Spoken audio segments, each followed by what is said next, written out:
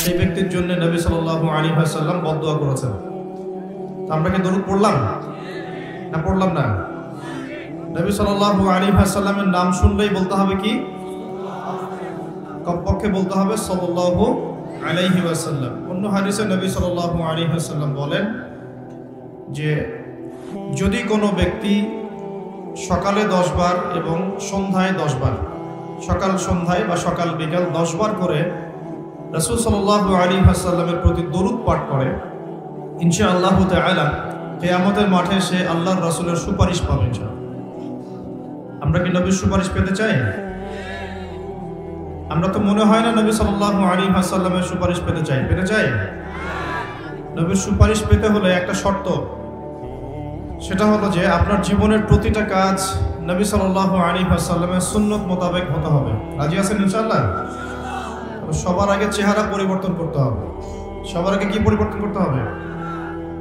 আসলে পরিবর্তন করতে হয় সবার আগে আকীদা বিশ্বাস, তারপরে পরিবর্তন করতে হয় আমল কাজ। তো আকীদার মধ্যে আমি পড়ে যাচ্ছি, আমলের ক্ষেত্রে আগে প্রথম কথাটা বললাম যে প্রথমে আগে নিজের ব্যক্তি জীবনটা পরিবর্তন করতে হবে, তারপরে পরিবার, আস্তে আস্তে সমাজ পরিবর্তিত হবে ইনশাআল্লাহ তাআলা। তো সবার আগে দরকার আমাদের ব্যক্তি জীবনের পরিবর্তন।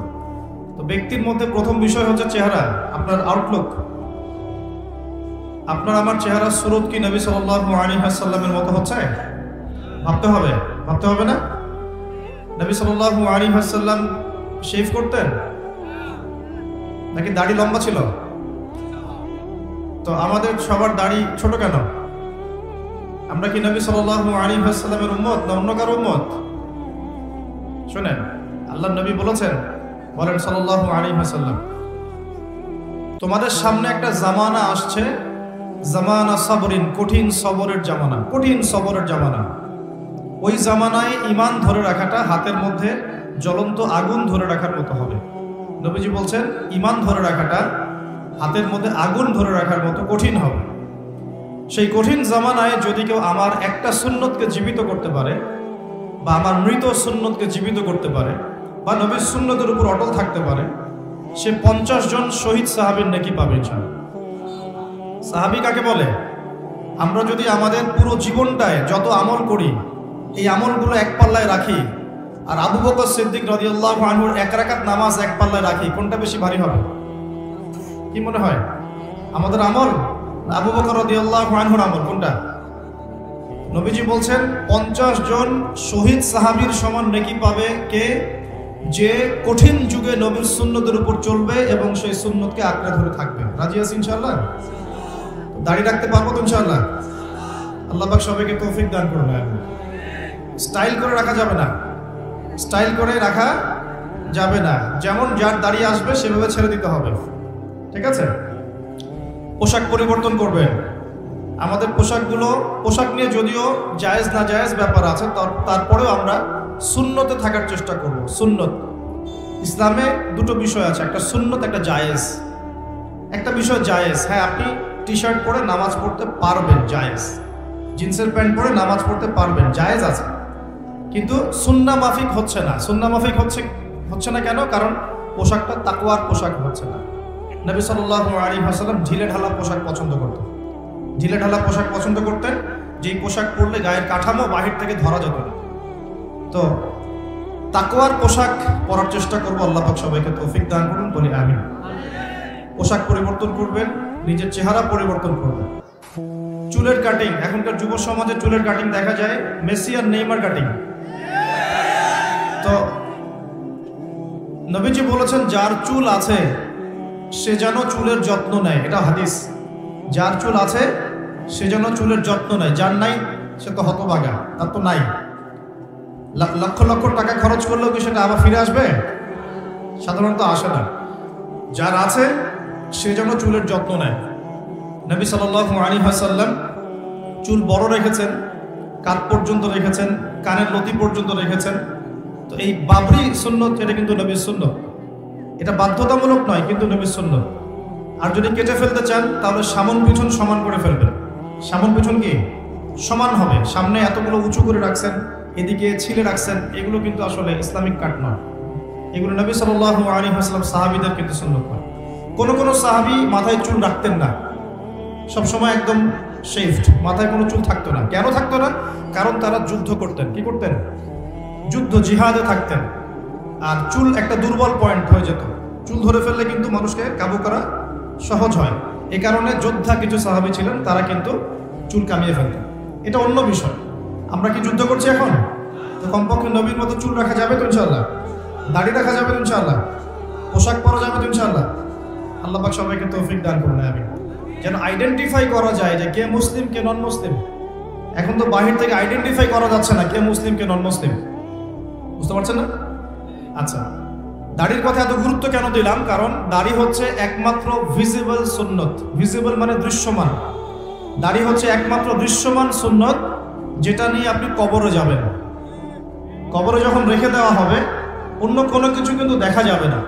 আপনি কত ওয়াক্ত নামাজ পড়েছেন, কত টাকা দান করেছেন, হ্যাঁ, কতবার কোরআন খতম করেছেন, কোনো কিছু দৃশ্যমান থাকবে না। দৃশ্যমান থাকবে আপনার দাড়ির সুন্নত, আর দৃশ্যমান থাকবে আপনার কপালে সেজদার দাগ। আরেকটা দৃশ্যমান থাকবে আপনার পায়ে সেজদার দাগ। যখন আমরা নামাজে বসি পায়ের মধ্যে একটা দাগ হয় না? দাগ হয়। এই দাগ, কপালের দাগ, দাড়ি, এই তিনটা জিনিস মাত্র দেখা যাবে কবর দেওয়ার সময়। তাহলে এগুলো গুরুত্ব আছে না?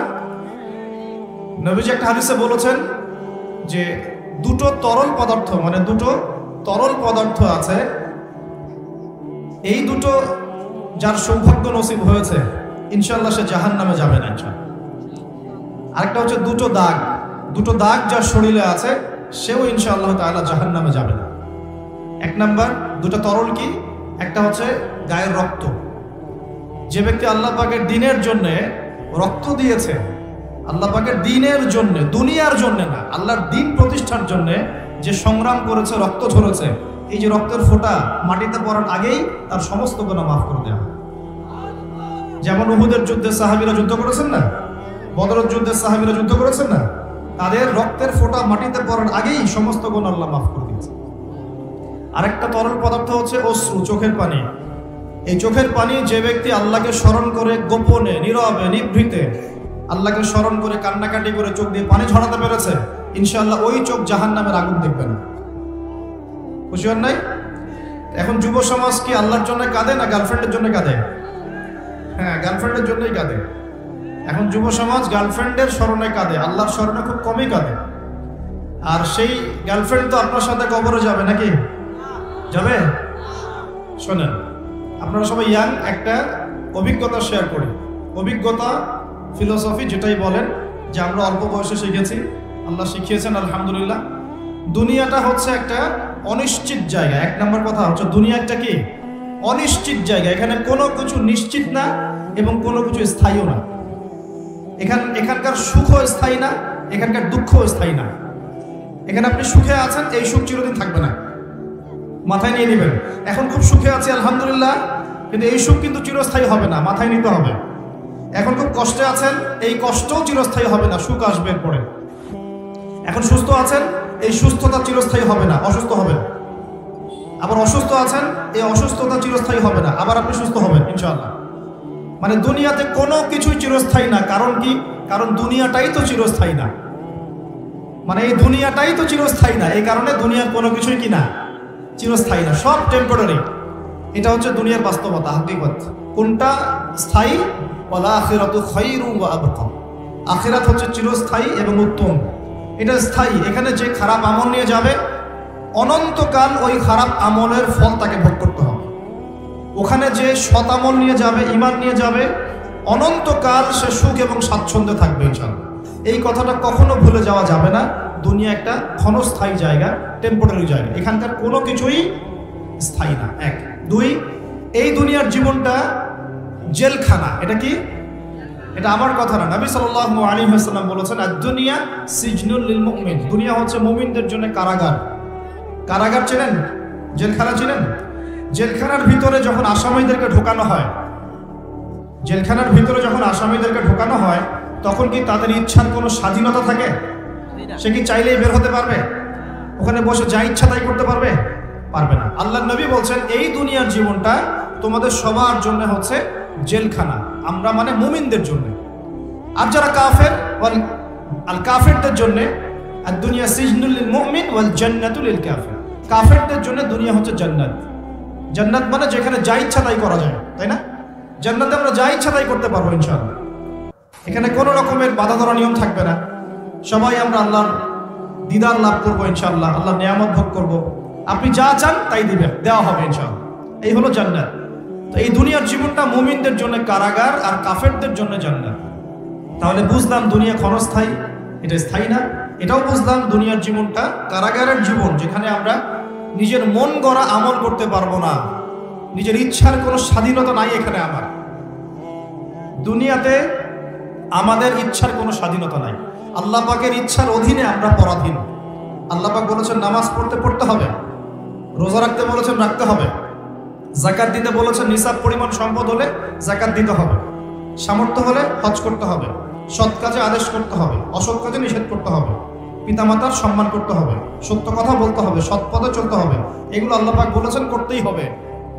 আল্লাহ বলেছেন এখানে শিরক করতে পারবে না, বেদাতি আমল করতে পারবে না, এখানে হারাম খেতে পারবে না, জেনা করতে পারবে না, মাদক খেতে পারবে না, হ্যাঁ, অন্যের সম্পদ নষ্ট করতে পারবে না, অন্যের নামে গীবত তহমত অপবাদ দিতে পারবে না, অন্যের হক নষ্ট করবে না, ঠিক আছে? সন্তানদেরকে তোমরা খাদ্যের ভয়ে হত্যা করবে না, পিতামাতাকে অসম্মান করবে না, ইত্যাদি যত নিষেধ আল্লাহ পাক করেছেন এই নিষেধগুলোও মেনে চলতে হবে। এটা কারাগারের জীবন।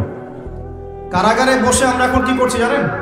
হাকিকত হচ্ছে কারাগারের জীবনে বসে যে জীবনটা একে ক্ষণস্থায়ী, দ্বিতীয়ত হচ্ছে অনিশ্চিত, মানে কার কতদিন সময় বাকি আছে কেউ জানে না, জানে?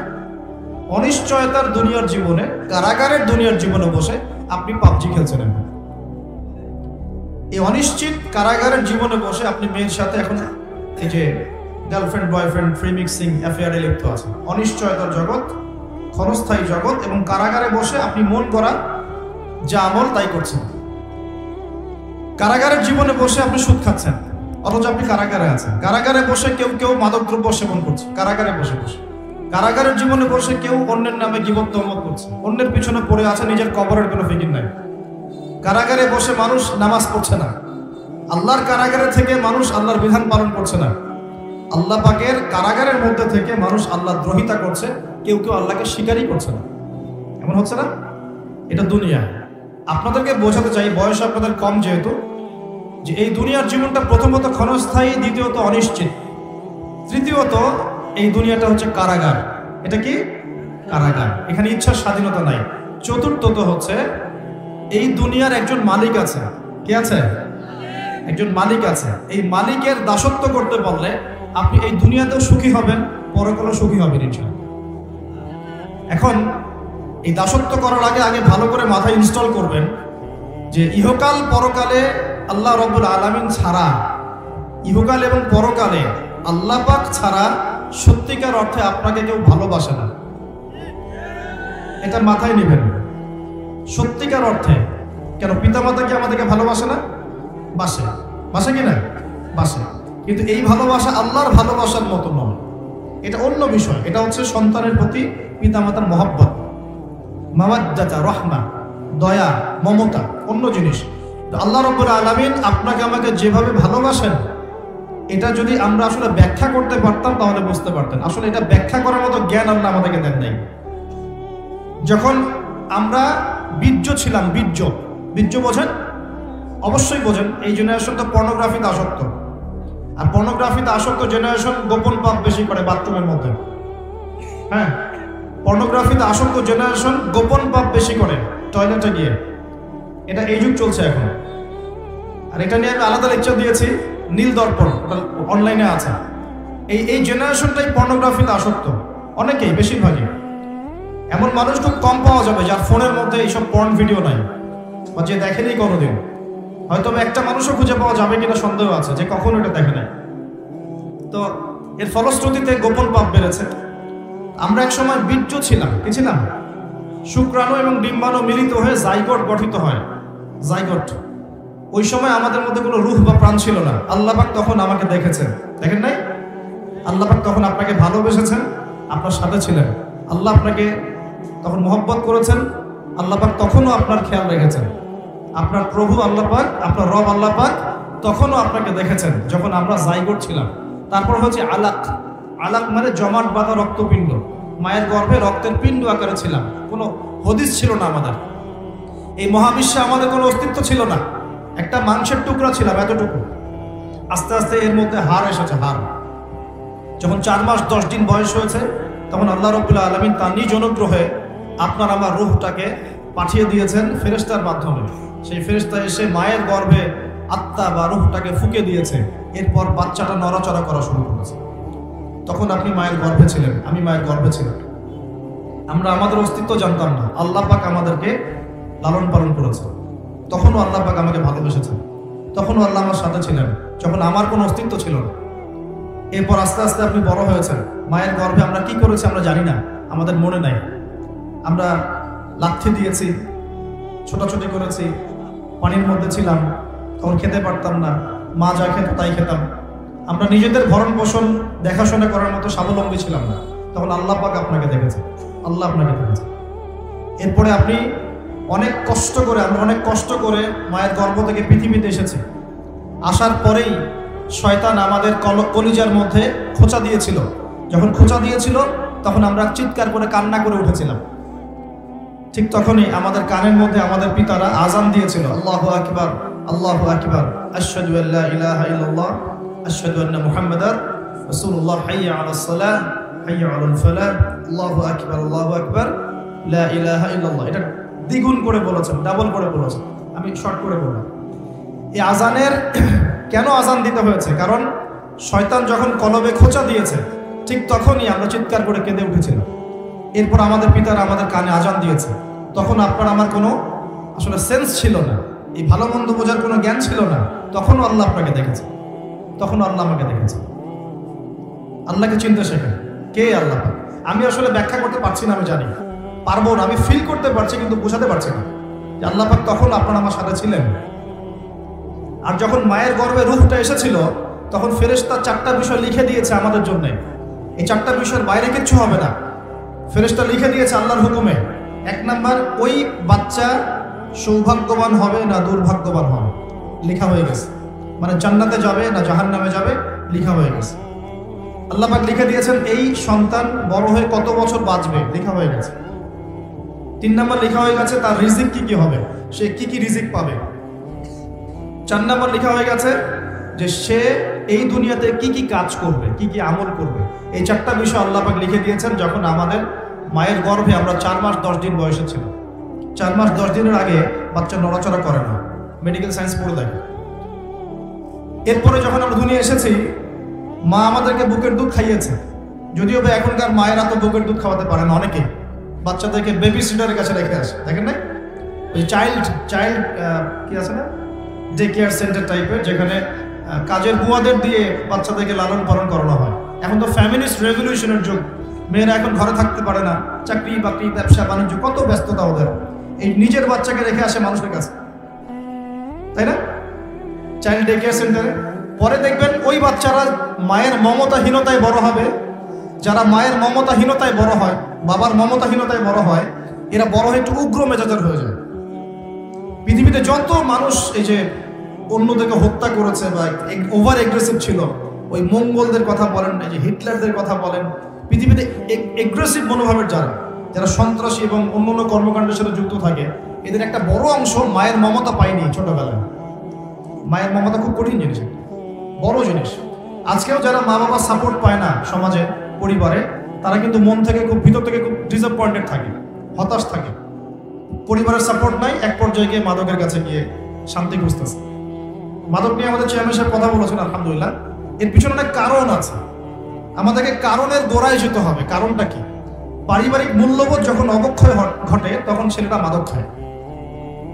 গার্লফ্রেন্ড বয়ফ্রেন্ড ফ্রি মিক্সিং এর মধ্য দিয়ে যখন একটা মেয়ে একটা ছেলেকে কষ্ট দেয়, হারাম প্রেমে যখন ছেঁকা খায়, তখন সে মাদক খেতে যায়। রিজন আছে পেছনে। তারপর যখন তাকে আমরা নামাজি বানাতে ব্যর্থ হই, সে অন্য কোনো জায়গায় সুখ খুঁজতে যায়, হয় মাদকের কাছে, অথবা গার্লফ্রেন্ডের কাছে, অথবা যে গিটার, অথবা যে আপনার কোনো মিউজিক্যাল ইনস্ট্রুমেন্ট, অথবা গান। এখানে গিয়ে সে শান্তি খোঁজার চেষ্টা করে, ইন্টারনাল পিস চায়, সে মন থেকে শান্তি চায়।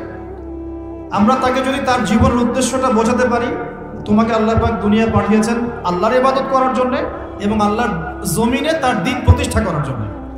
এই বিষয়টা যদি আমরা ওকে বোঝাতে পারি যে তোমার জীবনটা মূল্যবান, হ্যাঁ, তোমার জীবন যৌবন, তোমার জান মাল সময় শ্রমকে আল্লাহর পথে বিলিয়ে দিলে ইনশাল্লাহ কাল কিয়ামতের মাঠে তুমি আরশের ছায়া ছায়া পাবে, যুব সমাজ ফিরে আসবে ইনশাল্লাহ। ওদের গোড়ায় আঘাত করতে হবে। কিসের হতাশা? গার্লফ্রেন্ড চলে গেছে, হতাশ হওয়ার কোনো কারণ আছে?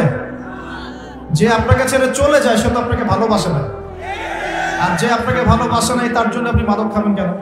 সিম্পল কথা, ঠিক আছে না? যে আপনাকে ভালোবাসে নাই তার জন্য আপনি কেন মাদক খাবেন?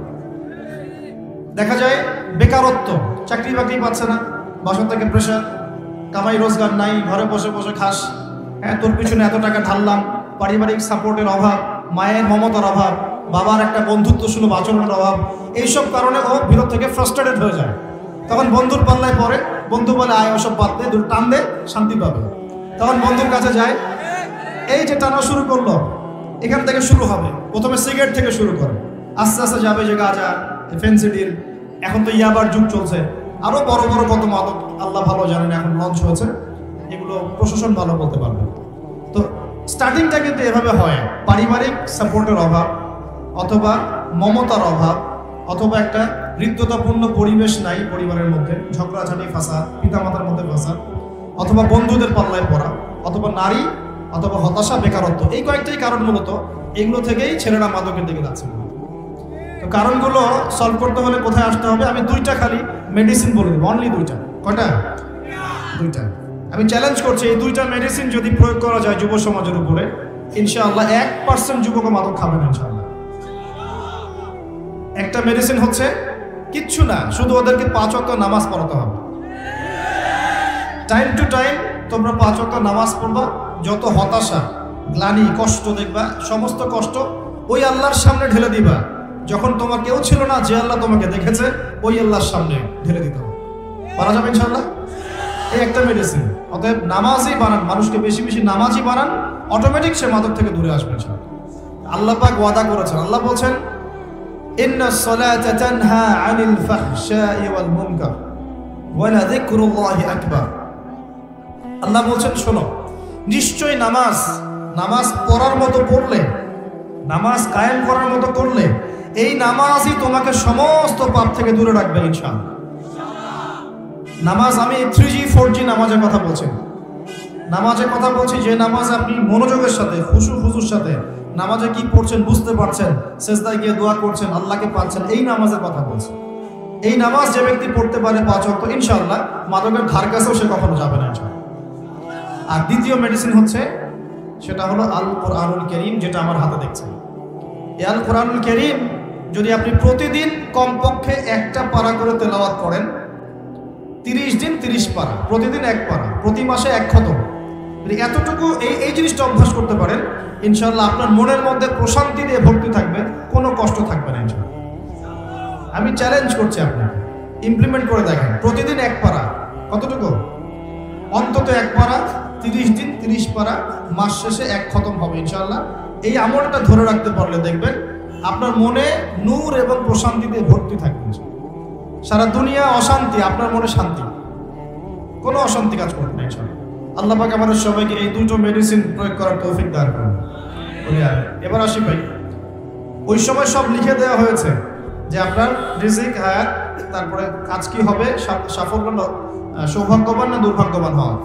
এরপরে যখন আমরা ছোট ছিলাম, মায়ের দুধ পান করেছি, তখন কিন্তু আমরা আমাদের দায়িত্ব নিতে পারতাম না। আমরা বিছানায় পেশাব পায়খানা করেছি, কেউ আমাদেরকে দেখে নাই, পিতামাতা দেখেছেন, তখন আল্লাহ পাক আমাদেরকে দেখেছেন, তখনও আল্লাহ আমাদের সাথে ছিলেন। আমরা শ্বাস নেওয়া শুরু করব, শ্বাস নেওয়া, এই শুধু শ্বাস নিঃশ্বাস নেওয়ার যে ক্ষমতা বা এই যে নেয়ামত, এই নেয়ামতটুকুর শুকরিয়া কি আমরা আদায় করতে পারবো? আমাদের শরীরে রক্ত চলছে, রক্ত যে সংবহন তন্ত্রটা চলছে, এই রক্ত সার্কুলেশন বন্ধ হয়ে গেলে আমরা বাঁচবো? এটা কে দেখছেন? এটা এই যে হার্ট যে পাম্প করছে, হার্টবিট, একটা হার্ট পাম্প করার পরে আল্লাহর অনুমতি চায়, আল্লাহ আরেকবার পাম্প করবো কি? আল্লাহ অনুমতি দেয়, তারপর পাম্প করা। এত সহজ? রাতে যখন ঘুমাই আমরা, আমাদের আত্মা আল্লাহ পাক নিয়ে নেন। এটা অনুমতি প্রাপ্ত হয় যে আমি আল্লাহকে আবার ফিরিয়ে দিবেন, যদি দেয় তাহলে আপনি সকালে উঠবেন, না হলে উঠতে পারবেন না। সূর্য ডুবে আল্লাহর পারমিশন নেয়, আমি কি আগামীকাল আবার উঠবো? আল্লাহ পারমিশন দিলে তারপর ওঠে। প্রভু রব কি জিনিস, আল্লাহকে চিনতে হবে। আমরা যখন কিছুই করতে পারতাম না, হাঁটতে পারতাম না, আমরা দাঁড়াতে পারতাম না, আমরা আগে হামা করে দিতাম, তারপরে আমরা বসা শিখেছি, তারপরে আস্তে আস্তে কিছু ধরে দাঁড়ানো শিখেছি, তারপর আস্তে আস্তে আমরা একটু হাঁটা শিখলাম, তারপর দৌড়ানো শিখলাম। এখন আস্তে আস্তে আমাদের শরীরে শক্তি আসছে না, যৌবনকাল চলে আসছে, এখন আমরা আল্লাহকে আর চিনি না। এখন আমরা আল্লাহকে কি চিনি না। লক্ষ লক্ষ কোটি কোটি যুবক বাংলাদেশের বাড়িতে নামাজ পড়ে দেন, ও মনে করে যে ওই সব কিছু, যৌবনকালে এসেছে, ও মনে করে এটাই আমার সব কিছু। তারপরে লক্ষ লক্ষ মেয়েও আছে যারা কিন্তু নামাজ পড়ে না, ওরা ভুলেই গেছে যে ওরা মায়ের গর্ভে কখনো ছিল। আমরা সবাই মায়ের গর্ভে অসহায় ছিলাম, আমরা ভুলে গেছি যে আল্লাহ পাক তখন আমাদের সাথে ছিলেন। এভাবে জীবনের প্রতিটা ধাপে ধাপে আল্লাহ পাক আমাদেরকে দেখেন, খাওয়ান, পড়ান, শ্বাস নেন, শ্বাস নেওয়ার তৌফিক দেন, ঘুম থেকে ওঠার তৌফিক দেন, আমাদেরকে হাঁটার তৌফিক দেন, হার্টবিট পাম্প করে, রক্ত চলাচল করে। হ্যাঁ, আমরা শ্বাস নেই, খাই, কত কি করি সারা জীবন, অথচ এই সমস্ত নিয়ামতগুলো কে দেন? সে আল্লাহকে যদি ভুলে যান তাহলে কোশ্চিনকালেও দুনিয়ায় সফল হতে পারবেন না, পরকালেও সফল হতে পারবেন না। আমরা তো কারো প্রতি অল্প একটু ইহসান করার পরে, মনে করেন একজন বন্ধুকে আপনি 4-5 বার টাকা পয়সা ধার দিয়েছেন, এখন সে যদি আপনার সাথে বিরুদ্ধাচরণ করে, আপনি মুখের উপর বলে বসেন, তোর জন্য এত কিছু করলাম, তুই আজকে আমার জন্য এটা করলি। আরে সারা জীবন ধরে আল্লাহ আমাদের জন্য কত কি করে যান, প্রতি মুহূর্তে, প্রতি সেকেন্ডে। একটা আয়াত আছে সূরা আর রহমানে, কুল্লা ইয়াউমিন হুয়া ফি শাআন, মানে আল্লাহ পাক সব সময় কন্টিনিউয়াসলি প্রতি মুহূর্তে এই মহাবিশ্ব পরিচালনার কাজে ব্যস্ত আছে। মনে করেন এখানে যত মানুষ আমরা আছি, সবাই যদি আমার সাথে এখন একসাথে এট এ টাইম মুসাফা করতে আসেন, আমি বিরক্ত হব না? সবাই এসে হুমরি খাওয়া শুরু করে মুসাফা, সবাই আমাকে যদি একটা কথা একসাথে বলা শুরু করেন, আপনার একটা কথা, আপনার একটা, আপনার একটা, আপনার একটা, সবগুলো আমি শুনতে পারবো? 1 সেকেন্ডের মধ্যে সারা বিশ্বের কোটি কোটি মানুষ একই সময় আল্লাহর কাছে দোয়া করে, আল্লাহ সবার দোয়া শোনেন, এক মুহূর্তেই শোনেন। আমরা সবাই এখন বসে আল্লাহর কাছে চাচ্ছি সবার মনের। জান্নাতে যাওয়ার পরে, জান্নাতে যাওয়ার 100 কোটি বছর পর আমরা কি করব আল্লাহ এখনই সেটা জানেন, জানেন না? আবার জাহান্নামে যাওয়ার 100 কোটি বছর পর জাহান্নামীরা কোন শাস্তি ভোগ করবে আল্লাহ সেটাও জানেন। এই মহান রবকে এখন মানুষ বিশ্বাস করে না। এখন নাস্তিকতার যুগ চলছে, আস্তাগফিরুল্লাহ। এখন কি প্রোটেস্ট্যান্ট ইসলামের যুগ চলছে, মানে কিছু অংশ ইসলামের পালন করে, কিছু অংশ পালন করে না। ইসলাম, কোরআন, হাদিস, পর্দা, এই বিষয়গুলোকে মানুষ এখন কটাক্ষ করা শুরু করছে, আক্রমণ করা শুরু করছে। গত পরশু দিনে দেখলাম যে সুইডেনের মতো কান্ট্রি, ওরা তো বাক স্বাধীনতায় নাকি বিশ্বাস করে, ওখানে প্রকাশ্যে আল কোরআনকে পুড়িয়ে দিল। দেখেছেন না? দেখেছেন না? আরো ঘোষণা দিয়েছে যে আস্তাগফিরুল্লাহ, আরো বলে পড়াবে এবং শুকরের রক্ত দিয়ে নাকি কোরআনকে মাখিয়ে দিবে। নাউযুবিল্লাহ। আমরা দোয়া করি আল্লাহ পাক ওদের চেহারাগুলোকে জাহান্নামে জ্বালিয়ে দেখ। হেদায়েতের দোয়া করতে পারবো না, এদের জন্য হেদায়েতের দোয়া করার রুচিবোধ আমাদের মধ্যে নেই। আল্লাহ পাক অচিরেই এদেরকে ধ্বংস করবেন ইনশাআল্লাহ, অচিরেই ধ্বংস তো হবে, এটা আমি নিশ্চিত। কারণ আমি শেষ জামানার ছাত্র, স্টাডি করি যে 3টা বড় বড় ভূমিকম্প আসা এখনো বাকি আছে। তার মধ্যে একটা হবে পশ্চিমা সভ্যতায়, এই ইউরোপিয়ান সিভিলাইজেশনের মধ্যে পশ্চিমা সভ্যতা একটা বড় ভূমিধস হবে অচিরেই। এখানে একটা বড় অংশের মাটি নিচে চাপা পড়ে যাবে ইনশাআল্লাহ। এটা কি আমাদের 10টা বড় নিদর্শনের একটা। 3টা বড় বড় ভূমিকম্প বাকি আছে, একটা পশ্চিমে, একটা পূর্ব দিকে, একটা পৃথিবীর মাঝখানে। তো এরা কোন জাতি? এরা সমকামী, ছেলে ছেলেকে বিয়ে করা এদের কাছে জায়েজ। তো ওরা তো কোরআনের বিরোধিতা করবেই, কোরআন তো এর বিরুদ্ধে কথা বলছে। কোরআন বলছে সমকামী একটা কম ছিল, কওমে লূত, ওদেরকে আল্লাহ পাক এমন শাস্তি দিয়েছেন যা বিশ্বে কাউকে দেন নাই। একদম মাটিটা উপরে তুলে আসমানে উঠায়, আসমান থেকে পাথর বর্ষণ করে সবগুলোকে থেতলা করে দিয়ে উল্টা দিকে আবার দাফন করে দিয়েছে কওমে লূতকে। জর্ডানের ডেড সি বা মৃত সাগর, ওই জায়গা যেখানে কওমে লূত ছিল। আর এরা হচ্ছে কওমে লূতের বর্তমান ট্রেডিশন, বর্তমান রেভলিউশনের বলতে পারে, বর্তমান ভার্সন হচ্ছে এরা। কওমে লূতের বর্তমান ভার্সন এরা, প্রেজেন্ট ভার্সন এরা এই সভ্যতা, পশ্চিমার এই সভ্যতা ছেলে ছেলেকে বিয়ে করা জায়েজ মনে করে। ওরা তো কোরআনের বিরুদ্ধাচরণ করবেই। আর কোরআন বলছে যে এরকম করলে একদম ধসাই দেব শাস্তি দিয়ে। আসমানের নিচে জমিনের উপরে সবচেয়ে বড় বড় পাপগুলোর মধ্যে এটা একটা। ওরা তো সুদখোর, সারা বিশ্ববাসীকে সুদ খাইয়েছে। আর কোরআন বলছে সুদ যে খায় সে যেন আল্লাহ এবং তার রাসূলের সাথে যুদ্ধ করে। তাহলে ওরা তো কোরআনের বিরোধিতা করবেই। কোরআন বলছে যে সমাজে সাম্য থাকতে হবে, সাম্য। আর ওরা তো সাম্যের বিরোধী।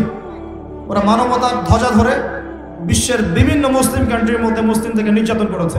ওরা তো কোরআনের বিরোধিতা করবেই, স্বাভাবিক। কোরআন বলছে এইসব জালেমদের সাথে জিহাদ করতে, আর এই কিতাবে সেটা লেখা আছে। তাহলে ওরা তো এই বইটা পুরোতে চাইবে না? এগুলো পড়লে তো আপনার ভিতরে একটা জজবা চলে আসবে। ওরা চাইবে এখান থেকে আপনাকে দূরে সরাই দিতে। কোরআন বলছে মুসলিমদের ঐক্যের কথা, তো ওরা তো মুসলিমদের ঐক্য পছন্দ করবে না, অতএব কোরআন তো পুরাতে হবেই ওদের কাছে। কোরআন বলছে ওরা বস্তুবাদী আর আখিরাত চিরস্থায়ী, তো বস্তুবাদী এই সভ্যতা আখিরাতমুখী সভ্যতার বিরুদ্ধাচরণ তো করবেই। কোরআন বলছে যে দিন ইসলামকে আল্লাহ পাক পাঠিয়েছেন সারা বিশ্বে বিজয়ী হওয়ার জন্য। আর ইসলাম যদি বিজয়ী হয় ওদের অস্তিত্ব থাকবে, অতএব তারা তো বিরুদ্ধাচরণ করবে। কোরআন বলছে মাদক থেকে দূরে থাকার কথা, আর ওরা মাদক ফ্রি অ্যাক্সেস সবাই খাচ্ছে, তাহলে ওরা কি বিরুদ্ধাচরণ করবে না? স্বাভাবিক। কোরআন বলছে যে জেনা থেকে দূরে থাকো না, জেনার কাছেও যেও না। আর ওদের সভ্যতা এমন সভ্যতা যেখানে বাবাও মেয়ের সাথে জেনা করে না। বিশ্বাস করছেন না কথা? বাবার হাতে ওরা মেয়েরা এই ইফটিজিং এর শিকার হয়, সেক্সুয়াল হ্যারাসমেন্টের শিকার হয়, এবং ভাই বোনের সাথে জেনা করে। কতগুলো প্রমাণ নেবেন? আমি একটা বইয়ের নাম বলে, লস্ট মডেস্ট একটা বই আছে, মুক্ত বাতাসের খোঁজে, পড়েন, সব দেখতে পাবেন ডিটেলস, প্রমাণ স্বরূপ। এই সভ্যতা তো কোরআনের বিরুদ্ধাচরণ করবেই, কারণ কোরআন তো এখান থেকে আপনাকে দূরে সরাচ্ছে। ব্যভিচার, পরকীয়া কি ইসলামে জায়েজ? ওদের ওখানে একটা ফ্যাশন, ওরা কি বিরুদ্ধাচরণ করবে না? করবে। ওদের যতগুলো নোংরামি, অশ্লীলতা, ফাহেসা কাজ, আল্লাহ দ্রোহিতা, এই প্রত্যেকটা বিষয়ের বিরুদ্ধে কোরআন কথা বলছে বলেই কোরআনের বিপক্ষে ওদের এত জ্বালা। কিন্তু এই জ্বালা বেশি দিন স্থায়ী হবে না ইনশাআল্লাহ। কারণ আমরা জানি অচিরে এমন প্রজন্ম আল্লাহ পাক পাঠাবেন ইনশাআল্লাহ, যে প্রজন্মের প্রত্যেক সন্তান আল কোরআন পড়তে জানবে ইনশাআল্লাহ, কোরআনের অর্থ বুঝবে ইনশাআল্লাহ, কোরআনের আদেশ মানবে, নিষেধ বর্জন করবে ইনশাআল্লাহ, কোরআনের দাওয়াত মানুষের কাছে পৌঁছাবে এবং আল্লাহর এই পুরো জমিনে কোরআনের বিধান প্রতিষ্ঠা করবে ইনশাআল্লাহ। এমন প্রজন্ম অচিরেই আসবে। আমি আপনাদেরকে বলে দিয়ে যাচ্ছি যে নবী ঈসা আলাইহিস সালামের হাতে 40 বছর এই পুরো বিশ্বে এই ন্যায় এবং ইনসাফের শাসন না হওয়া পর্যন্ত কিয়ামত আল্লাহ পাক দিবেন ইনশাআল্লাহ। এটা হাদিসে লিখিত হয়ে গেছে। তিনি আসবেন, তার আগেই ইমামুল মাহদী আসবেন, তিনি দাজ্জালকে হত্যা করবেন এবং দাজ্জালকে ফলো করবে, কিন্তু এরাই দাজ্জালকে ফলো করবে।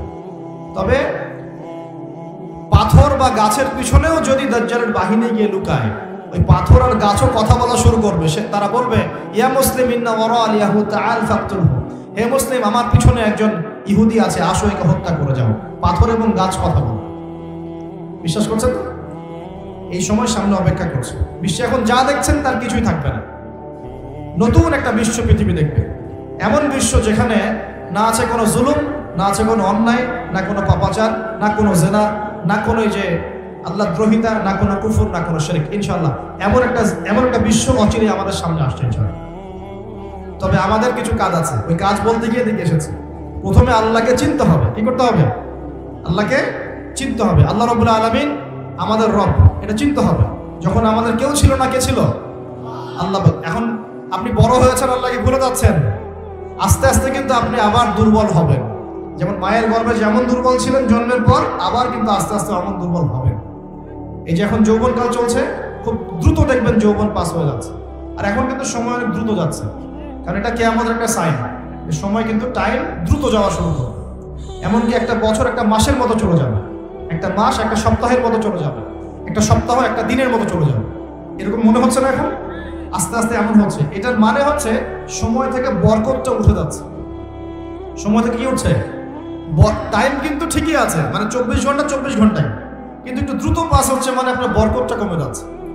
নবী সাল্লাল্লাহু আলাইহি ওয়াসাল্লাম একদিনে যত কাজ করতে পারতেন, আমরা এক মাসে অত কাজ করতে পারি না। ভালো করে খেয়াল করে দেখেন, আল্লাহ নবীজি একদিনে যত কাজ করতেন সকাল থেকে রাত পর্যন্ত, আমরা মনে হয় এক সপ্তাহ এক মাসেও করতে পারি না। তো প্রিয় ভাইয়েরা, সময় দ্রুত পাস করছে, যৌবন চলে যাবে। যৌবন সম্পর্কে আপনাকে দুই একটা হাদিস বলে আমি এদিকে আস্তে আস্তে ফিনিশিংয়ের দিকে যাব। আল্লাহ নবী বলেছেন 7 শ্রেণীর মানুষকে আল্লাহ পাক আরশের ছায়া দিবেন, যেদিন ওই ছায়া ছাড়া অন্য কোনো ছায়া থাকবে না। তার মধ্যে দ্বিতীয় শ্রেণী হচ্ছে, প্রথমটা হচ্ছে ন্যায়পরায়ণ শাসক। শাসন ক্ষমতা পাওয়া কোনো দোষের কিছু নয়, ন্যায় বিচার করলে আরশের ছায়া পাবে ইনশাআল্লাহ। আমরা দোয়া করি আল্লাহ পাক আমাদের সবার উপরে ন্যায়পরায়ণ শাসক মনোনীত করুন বলি আমিন। এরপরে দ্বিতীয় শ্রেণী হচ্ছে সেই যুবক যে তার যৌবনকালটাকে আল্লাহর পথে বিলিয়ে দিয়েছে। এই সুযোগ এখন আপনাদের সবার সামনে আছে। এখন আপনি কোন পথে যাবেন, decision is yours, choice is yours, আপনার চয়েস। আপনি কি শয়তানের পথে যাবেন, নাকি একটা মেয়ের পিছনে সময় নষ্ট করবেন, নাকি হতাশার আর মাদকের পিছনে সময় নষ্ট করবেন, না আল্লাহর দ্বীনের জন্য কিছু করবেন?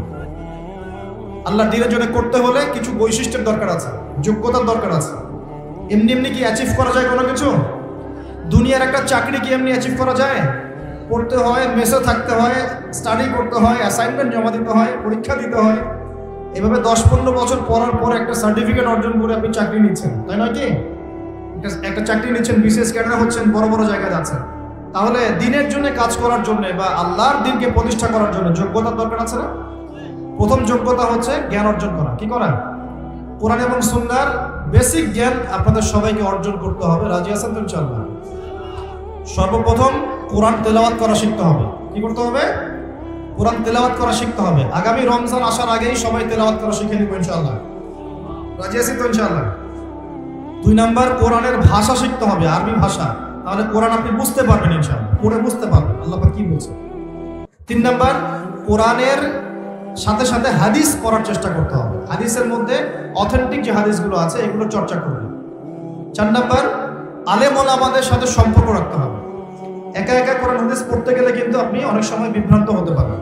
ওলামা কেরামের সাথে সম্পর্ক রাখলে আপনি কোরআন সুন্নাহর সঠিক মেসেজটা পাবেন ইনশাআল্লাহ। এখানে আবার কোন শ্রেণীর আলেম ওলামার সাথে সম্পর্ক রাখবেন? ওঠেন বসেন শিখা এরকম, ঢেলে দেই এরকম? কিরকম? কোন আলেম ওলামা?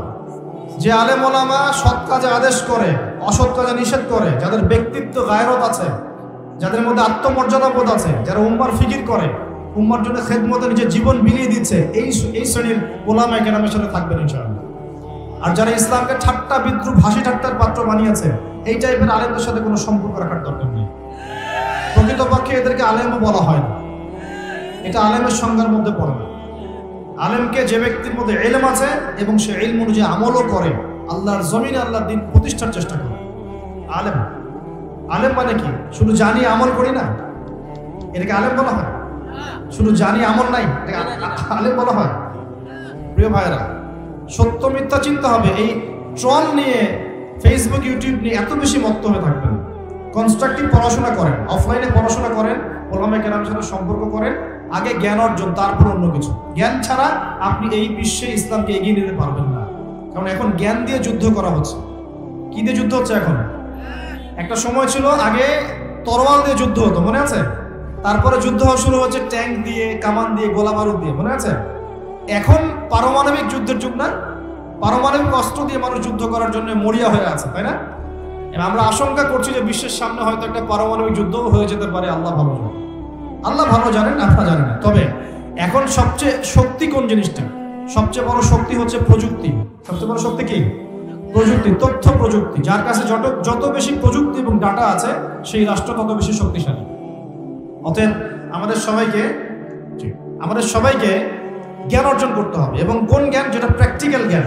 শুধু জ্ঞান বই পুস্তকে পড়ে রাখলাম, হ্যাঁ, যেটা প্র্যাকটিক্যাল কোনো ভিত্তি নাই, এটা কিন্তু আসলে প্রকৃত জ্ঞান নয়। যে জ্ঞানটাকে প্রয়োগ করা যাচ্ছে এবং জ্ঞান প্রয়োগ করে ইসলামকে এগিয়ে নেওয়া যাচ্ছে। তো এখন কি ডারউইনের মতবাদ পড়বেন নাকি?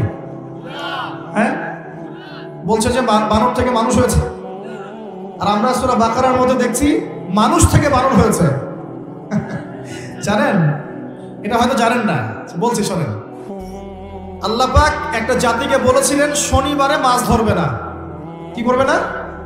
শনিবারে মাছ ধরবে না। বনু ইসরাইল কারা জানেন তো? কারা?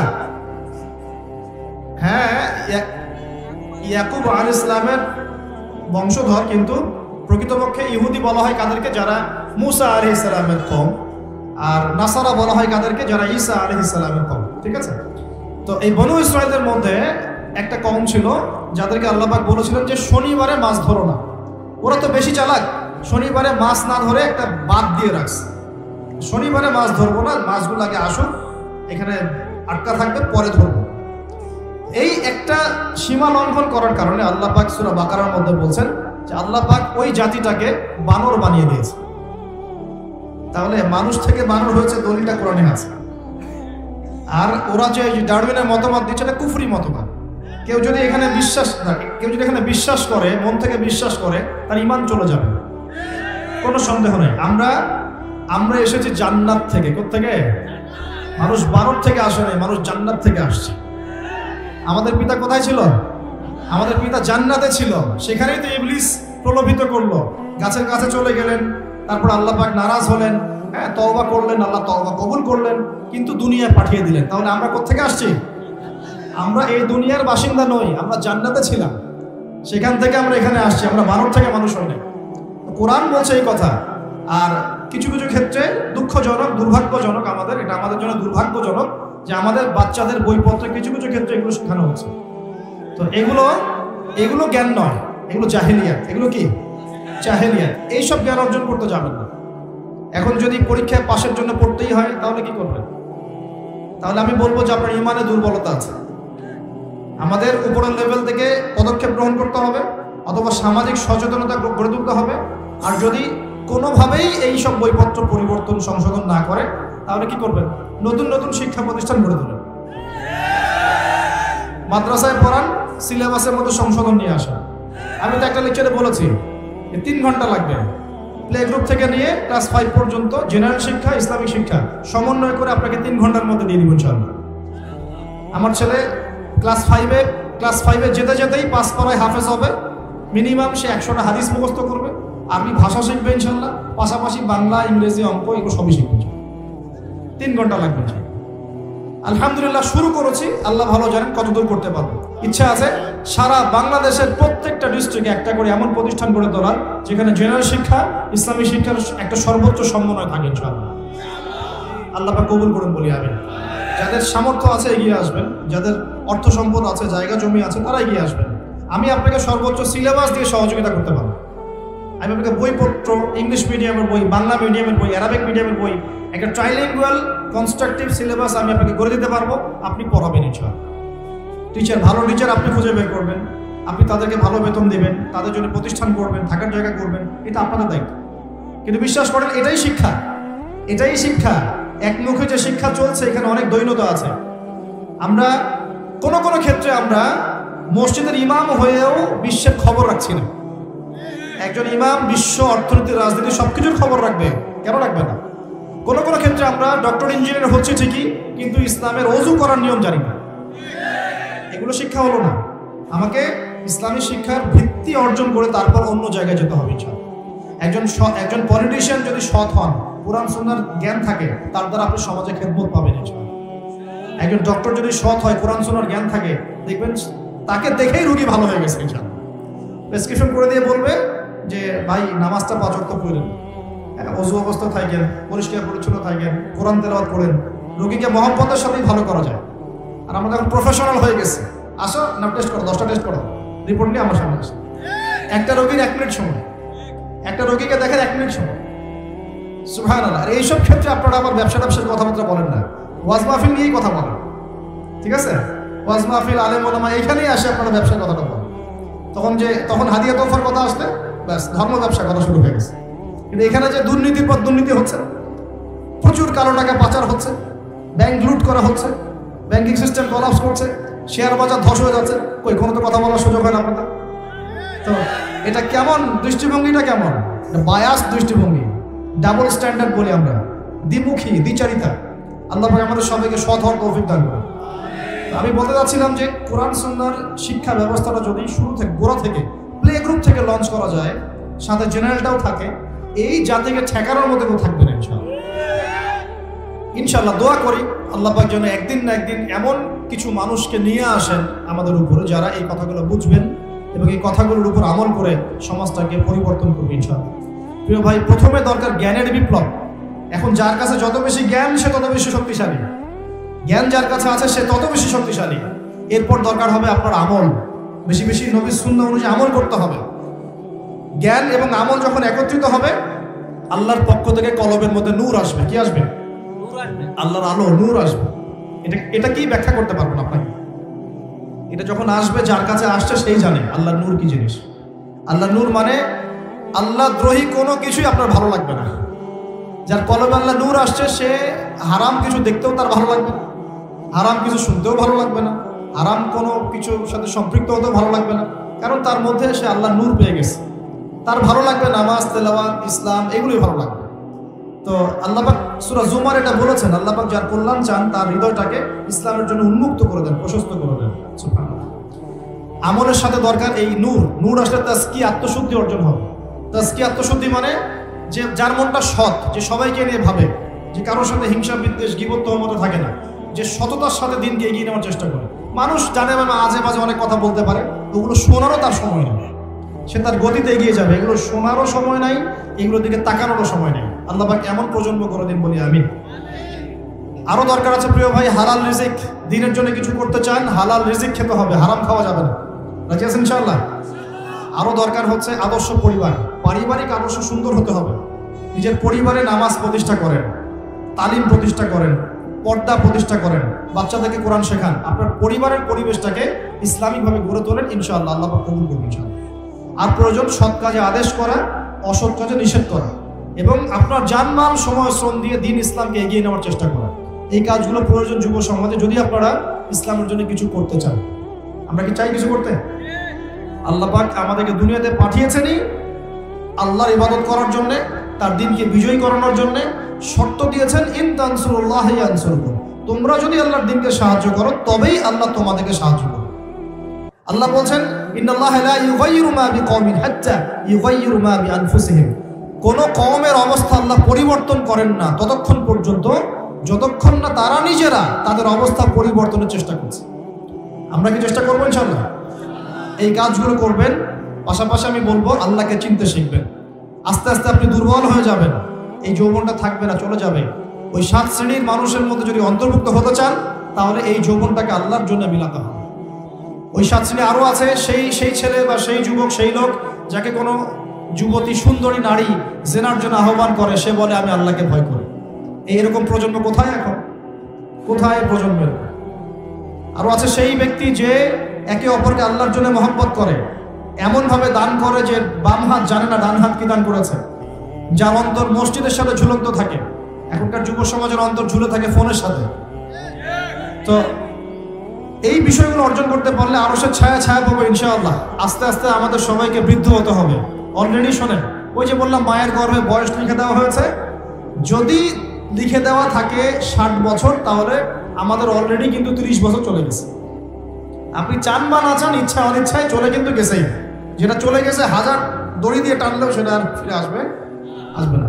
অতএব বাকি যে সময়টা আছে, এই সময়টাকে কাজে লাগাতে হবে। আমি বারবার বলি একটা কথা, কারণ এটা আমি নিজেও করেছিলাম, নিজে করেছি, উপকৃত হয়েছে, আপনাকে বলেছি। রাত্রে ঘুমানোর সময় চোখ বন্ধ করবেন। সারাদিন মানুষ অনেক কাজে ব্যস্ত থাকে, দোয়া কালামগুলো পরে শুবেন, ঘুম আসতে একটু সময় তো লাগে নাকি? ওই সময় ফোনটা কোথাকুতি না করে চোখ বন্ধ করে শুয়ে থাকে। শুয়ে শুয়ে চিন্তা করবেন যে আমার যদি 60 বছর হায়াত থেকে থাকে, আমরা দোয়া করে আল্লাহ পাক আরো বেশি বরকতময় হায়াত দান করুন, আমিন। যদি থেকে থাকে তাহলে 30 বছর তো শেষ, গনকিস। এই 30 বছরে আমি কি 30 দিন নামাজ পড়েছি? এই 30 বছরে কি আমি 30 পারা কোরআন একবার পড়ে দেখলাম? আমি কি নবীর জীবনী পড়লাম? হাদিস 30টা কি জানি? মাসলা মাসাইল কি জানি? 30 দিন কি জামাতে নামাজ পড়তে পেরেছি? আমি কিন্তু বেসিক কথা বলছি। আমি কিন্তু আপনাকে বলি নাই 30টা জিহাদ করেছেন কিনা, একদম বেসিক কথা। 30 দিন কি আমি মানে নবী সাল্লাল্লাহু আলাইহি ওয়াসাল্লামের জীবনী, ইসলামের ইতিহাস, সিরাত, হাদিস, আকীদা এগুলো পড়াশোনা করতে পারলাম কিনা, আমল কতটুকু করতে পারলাম, 30টা রোজা রাখছি কিনা, যাকাত ফরজ হয়ে গেছে সেই কবে দিয়েছি কিনা, দান সদকা কতটুকু করেছি, নিজের আত্মসমালোচনা করব। আর এই 30 বছরে আমি কি কি পাপ করেছি? দেখা যাবে আল্লাহ না করুক, দেখা যাবে মাদকের পাপ আছে, কমন মেয়ে সংক্রান্ত পাপ আছে, দেখা যাবে যে গোপন পাপ আছে, নামাজ না পড়ার পাপ আছে, কবরে সেজদা করে দিয়ে আসছেন কোনোদিন, আল্লাহ না করুন, এমনও কিন্তু পাপ আছে না? বেদাতি আমল করেছেন অনেক, এগুলোর পাপ থাকতে পারে। হারাম খেয়েছেন থাকতে পারে, সুদ খেয়েছেন থাকতে পারে। এগুলো লিস্ট আপ করতে হবে। করার পরে আপনাকে ডিটারমাইন্ড হতে হবে যে না, ইনশাআল্লাহ পরের যে সময়টা বাকি আছে, ইনশাআল্লাহ এই সময়টাতে আমি আল্লাহর বিরুদ্ধাচরণ করবো না ইনশাআল্লাহ। এবার তওবা করে ফিরে এসে ওযু করবেন, জায়নামাজ বিছিয়ে নামাজের একটা পরিবেশ করবেন। শোনেন, একটা কথা বলে দেই, আমরা মসজিদে যাই সবচেয়ে খারাপ কাপড়টা পরে, বাসার মধ্যে সব জায়গা আছে টাইলস ফিটিং, মাশাআল্লাহ, নামাজের কোনো জায়গা নাই। অথচ একজন হিন্দু ভাইয়ের বাসায় গিয়ে দেখেন পূজা করার জন্য আলাদা জায়গা আছে না? মুসলিমদের বাসায় ঢুকলে নামাজের স্বতন্ত্র কোনো ঘর নাই, কোনো সিস্টেম নাই। নামাজের একটা ঘর থাকবে আলাদা, একটা জায়গা থাকবে আলাদা।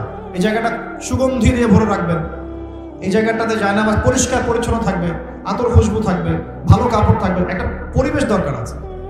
একটা প্রতিটা কাজের কি আছে, একটা পরিবেশ আছে। এখানে আপনি নামাজ দাঁড়াবেন, চোখের পানি ছেড়ে দিয়ে আল্লাহর কাছে দোয়া করবেন, আল্লাহ বিগত জীবনে যে পাপগুলো আমি করেছি এর জন্য আমি তোমার কাছে তওবা করছি। শুধু বলবেন এতটুকু, আস্তাগফিরুল্লাহাল্লাযী লা ইলাহা ইল্লা হুয়াল হাইয়ুল কাইয়্যুম ওয়া আতুবু ইলাইহি বলতে থাকবেন।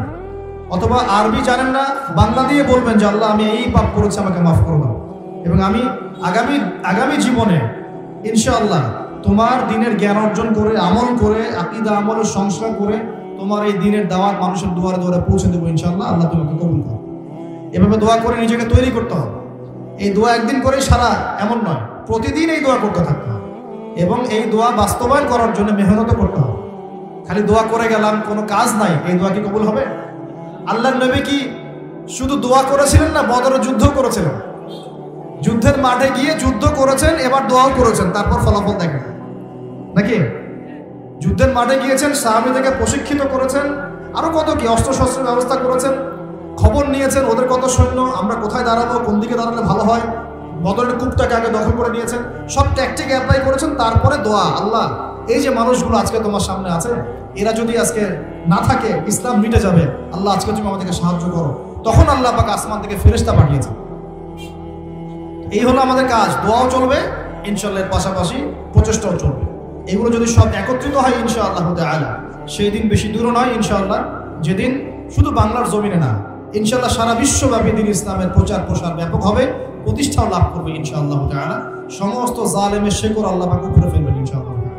আল্লাহ পাক আমাদের সবাইকে আল্লাহকে চেনার তৌফিক দান করুন, বলি আমিন। আল্লাহ পাক আমাদের সবাইকে আল কোরআন তেলাওয়াত শেখার তৌফিক দান করুন। আল্লাহ পাক আমাদের সবাইকে যেন 5 ওয়াক্ত নামাজই বানিয়ে দেন। আল্লাহ রাব্বুল আলামিন আমাদের সবাইকে যেন দিন ইসলামের বেসিক জ্ঞান অর্জন করার তৌফিক দান করেন, বেশি বেশি আমল করার তৌফিক দান করেন। এই দুনিয়ার জীবনটা চিরস্থায়ী নয়, চিরস্থায়ী না, এটা ক্ষণস্থায়ী। তার মানে এই দুনিয়াটা আমার মুখ্য উদ্দেশ্য নয়। আমি দুনিয়ার মধ্যে চলাফেরা করব, মুসাফির। আমার প্রয়োজন আছে বিয়ে শাদী করবেন, চাকরির প্রয়োজন চাকরি করবেন, ব্যবসার প্রয়োজন ব্যবসা করবেন, আপনার রাজনীতি করার প্রয়োজন আছে আপনি করবেন, সব কিছু চলবে। কিন্তু এগুলো আমাদের দুনিয়ার মুখ্য উদ্দেশ্য নয়। এগুলো হচ্ছে আমাদের দুনিয়াকে চালিয়ে নেওয়ার উপকরণ, মাধ্যম মাত্র।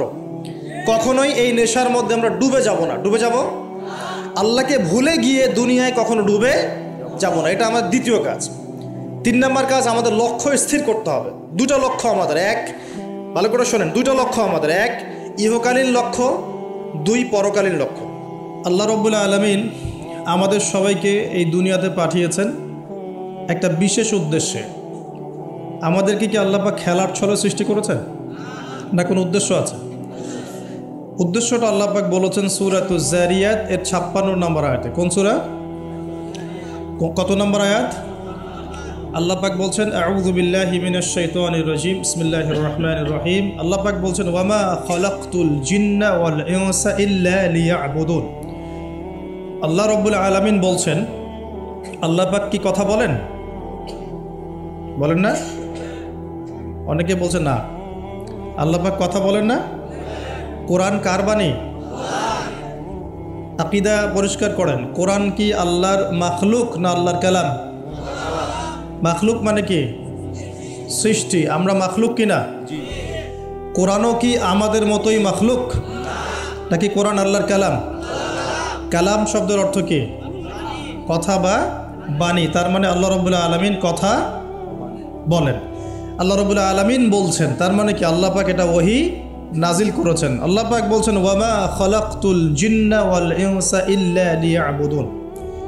আল্লাহ বলছেন আমি জিন আর মানব জাতিকে শুধুমাত্র আমার ইবাদত করার জন্যই সৃষ্টি করেছি, অন্য কোনো কারণে সৃষ্টি করি নাই। এখানে দুইটা শ্রেণী পাওয়া গেল, একটা হচ্ছে জিন জাতি, একটা কে মানব জাতি। জিন জাতিকে আমরা দেখতে পারি, দেখেছেন কখনো জিন? দেখেন নাই, কিন্তু আমাদের সমাজে অসংখ্য জিনগ্রস্ত মানুষ ঘুরে বেড়াচ্ছে। আমি বলি ঢাকা শহরে যে মেয়েগুলো চলাফেরা করে শপিং মলে, রাস্তাঘাটে, এখানে ওখানে, এদের একটা ভালো অংশ কিন্তু জিনগ্রস্ত, জিন ধরা। এটা হয়তো বলবেন কেমন করে এটা বলতে পারেন? হ্যাঁ, আল্লাহর নূর যাদের মধ্যে আছে তারা বলতে পারে। বহু মেয়ে আছে রাস্তাঘাটে ঘোরাফেরা করে, এরা জিনগ্রস্ত, জিন ধরা। জিন ধরা না হলে ওরকম নগ্ন হয়ে ঢং করে রাস্তায় চলাফেরা করতো না। উপরে একটা জিনের প্রভাব কি আছে? আছে। বিশ্বাস করছেন না? আল্লাহর নবীজি বলেছেন, মুহাম্মদুর রাসূলুল্লাহ সাল্লাল্লাহু আলাইহি ওয়াসাল্লাম, যে যখন কোনো মেয়ে বেপর্দা হয়ে বাহিরে বের হয় তখন শয়তান, শয়তান মানে শয়তান জিন না ফেরেশতা, তখন শয়তান ওই মেয়ের সৌন্দর্যকে পুরুষের চোখে লোভনীয় বা আকর্ষণীয় করে তোলে। কে করে তোলে? শয়তান। তোমাদের কারো যদি কোনো গায়রে মাহরাম বেপর্দা কোনো মেয়েকে দেখে খারাপ চিন্তা জেগে যায়, তাহলে তোমরা বাসায় চলে যাবে। কোথায় যাবে? বাসায়। সেখানে গিয়ে তোমাদের স্ত্রীর সাথে সময় কাটাবে, ইনশাআল্লাহ তোমাদের সেই খারাপ চেতনা চিন্তা দূর হয়ে যাবে। তার মানে এই হাদিস থেকে প্রমাণ হচ্ছে শয়তান বেপর্দা মেয়েদেরকে সুন্দর করে উপস্থাপন করে। জিন ধরা মেয়ে আছে সমাজে, এবং কোনো কোনো ক্ষেত্রে এখন ছেলেদেরকেও জিন ধরছে, ধরছে না? মাঝে মাঝে দেখবেন যে এই শীতকালে কিছু কনসার্ট হয়, দেখেছেন? কনসার্ট হয়, ফ্যাশন শোজ হয়, আরও অনেক ধরনের প্রোগ্রাম হয়। এগুলোকে নাম দিয়েছে মানুষ সংস্কৃতি। কী নাম দিয়েছে? ওখানে উঠে দেখবেন যে বড় বড় চুল আছে, অনেক লম্বা লম্বা চুল, একদম স্টেজের উপর উঠে লাফালাফি ঝাপাঝাপি করছে, দেখেন নাই? মিউজিক্যাল কিছু ইনস্ট্রুমেন্ট নিয়ে, দেখেন নাই? তা আপনার কি মনে হয় এরা সুস্থ? এটা সবার সাথেই জিন শয়তান আছে। কি আছে? আচ্ছা, একটা কথা বলি, কোনো কোনো ক্ষেত্রে ওয়াজ মাহফিলের প্যান্ডেলেও দেখা যায় কিছু কমেডিয়ান, কিছু বাউল, এরা মানুষকে ডিজে জিকির শেখায়, দেখেন নাই? ডিজে জিকির, একজন গান গায়, একজন কথা বলে, কেউ চা খাওয়ায়, কেউ কফি খাওয়ায়, কেউ কেউ ঢেলেও দেয়, হ্যাঁ, কেউ উঠ বস করায়, কাউকে উঠতে বলে, কাউকে বসতে বলে। দেখবেন অনেক সময় লোকজন লাফালাফি করছে, বক্তা জিকির করছে, তার উপর হামলে পড়তেছে একদম। একটা দলিল দেখাবেন, খালি একটা দলিল, যে নবী সাল্লাল্লাহু আলাইহি ওয়াসাল্লামের জামানায়, 4 খলিফার জামানায় তারা মসজিদে বসে এইভাবে জিকির করেছেন। একটা দলিল খালি দেখাবেন। যে কাজ নবী করেন নাই, তার সাহাবীরা করেন নাই। এখানে বহু ওলামায়ে কেরাম আছেন, আমি তাদের সামনে কথা বলতে লজ্জা ফিল করছি। যত হাদিস আপনি ঘাটবেন, আমি তো সব হাদিস পড়ে শেষ করতে পারি নাই, স্বীকার করছি, কিন্তু নবীর যুগে এবং 4 খলিফার যুগে কোনোদিনও এইভাবে জিকির আজগার হয়েছে একটা দলিল আপনি খুঁজে বের করতে পারবেন না ইনশাআল্লাহ। অথচ দিব্যি এগুলো আমাদের সমাজে চলছে, চলছে না? আর আমরা দুইটা খারাপ চরিত্র ধারণ করি, বাঙালি আমরা যারা, মন খারাপ করে না, আমরা দুইটা খারাপ চরিত্র অধিকারী আছে। এক, আমরা খুব ট্রল প্রিয় জাতি, ট্রল করতে খুব মজা লাগে। হ্যাঁ, মনে হয় যেটা করে আমি একদম বাংলাদেশে কি বলবো, দিন একদম কায়েম করে ফেলছি একদম। হ্যাঁ, এই ট্রল পাগল, ট্রল প্রিয় জাতি আমরা একটা। আরেকটা হচ্ছে আমরা ইস্যু পাগল জাতি। ইস্যু, একটা ইস্যু আসবে, খুব লাভঝাপ চলবে কয়েকদিন, ইস্যু শেষ, আবার লাভঝাপ শেষ। বিদেশিরা বলে যে এটা আমাদের শিক্ষার ব্যাপার আছে, কারণ নিজের মধ্যে ত্রুটি থাকলে তো সলভ করতে হবে কি না? নিজের মধ্যে ত্রুটি থাকলে সলভ করতে হবে না?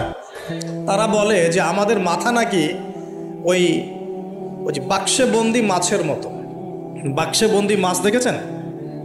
এই যে অ্যাকুরিয়ামের মধ্যে যে মাছগুলো চলাফেরা করে, এদের স্মৃতিশক্তি খুব দুর্বল হয়। ওই ছোট্ট জায়গাটুকু ওদের কাছে মনে হয় বিশাল সমুদ্রের মতো। কথা বুঝতে পারছেন? মনে হয় ওই ছোট্ট বদ্ধ জায়গাটাই